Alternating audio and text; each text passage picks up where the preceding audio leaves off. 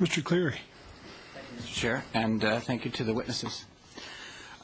This trade deal in Newfoundland and Labrador is generally seen as a good trade deal.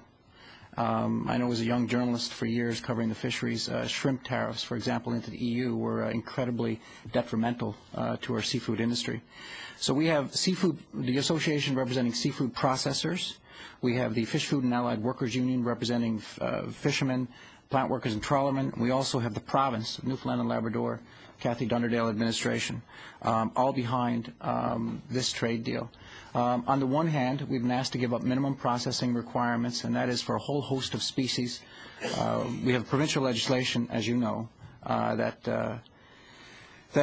basically outlined minimum processing for various species that had to be adhered to. So that minimum processing requirements will be lifted, which is seen by some critics have a problem with that, but most people generally, again, across the board are in favor of that.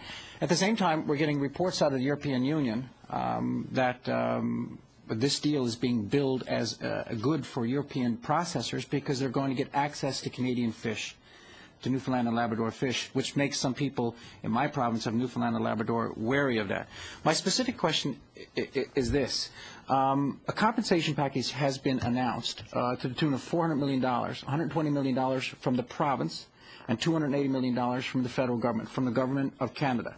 A compensation package, well, it's been described as a compensation package, and I've also heard it described as a way for the province, the industry, to prepare for access into the EU market. So my question is this. The $280 million, would you describe it as a compensation package, or would you describe it as a package to prepare for the access into the EU? And the second part of this question is, do you have a breakdown on what the $280 million specifically will be spent on? On the latter, I don't. DFO is not involved in the administration of that fund and hasn't been involved in the discussions leading up to the announcement. So it's really outside of our... Which department is that? I'm sorry. Department of Fisheries has not been involved in the... No, which department is? Foreign Affairs and Trade and COA. And obviously the province. So the province must have had some kind of calculation that the fund was necessary if they were to went to the federal government to negotiate it. So unfortunately, I don't have any of that information, nor I don't think anyone here does, because DFO has not been directly engaged in those discussions leading up to the creation, nor to the administration of the fund. Okay, so that would be handled by international trade. So the calculations on how to come up with the $280 million figure from the federal government's end, that would have come from international trade. Well, they would have responded, I presume, to a position put on the table by the province. And you also couldn't say whether or not this would be, in terms of your adjective, would this be a compensation package, or is this a tee-up package? I really, again, I don't know the answer to that. We were not aware of it until the announcement took place, and we haven't been involved in any of the lead-up to it. So we are not really in a position to tell you if it's compensation or if it's a preparation or what the nature of the use of the fund would be. Is that, I asked this question, I don't know the answer, but is that unusual, the fact that the Federal Department of Fisheries and Oceans wouldn't be involved in a $280 million package for the Newfoundland and Labrador fisheries? Is that? It's a fish processing industry that's a provincial jurisdiction, and we aren't involved in the management of the processing. We work in partnership with provinces because it's obviously a continuum of the fishing industry, but no, we weren't engaged in this, and it was part of a negotiation internal to Canada to pave the way to get the deal.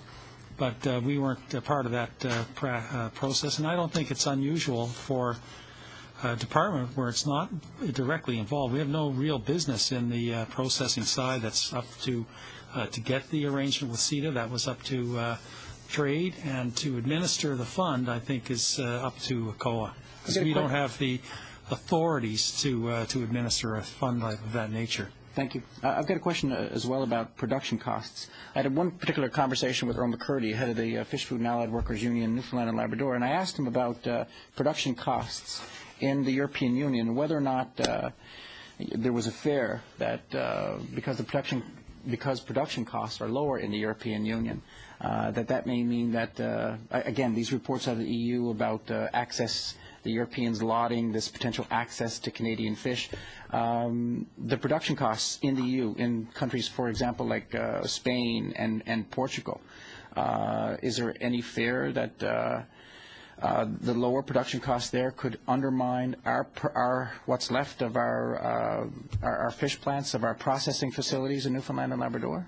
Production costs probably vary quite considerably across the EU, and the expertise would also vary in terms of what they're good at processing. So shrimp is processed farther north, where production costs can't be any less expensive than Newfoundland and Labrador, but there also is the issue of transportation and product form, et cetera. So that'll come out, I would expect. But I also note that minimum processing requirements were not ubiquitous to all jurisdictions in Atlantic Canada, and you don't see any significant product movement in a raw form out of Atlantic Canada to the EU to be processed there in a different into a different form. We do see fish go to the EU in a fairly unprocessed way, but that's because it goes to the retail where its value is higher in the marketplace for a whole small fish, for example. So that would be a different issue than going to be further processed. Done. Thank you very much. Thank you, Mr. Berry.